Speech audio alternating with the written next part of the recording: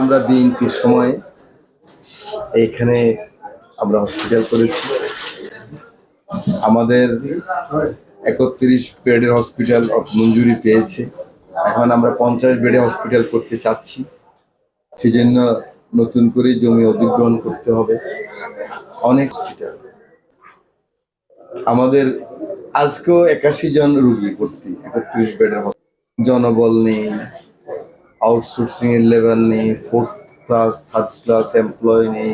আমাদের ডাক্তার, এটা wrong information আপনার, এই 2-1 ডাক্তার দিয়ে হসপিটাল চলতো, এখন কিন্তু 16-17 জন ডাক্তার আছে।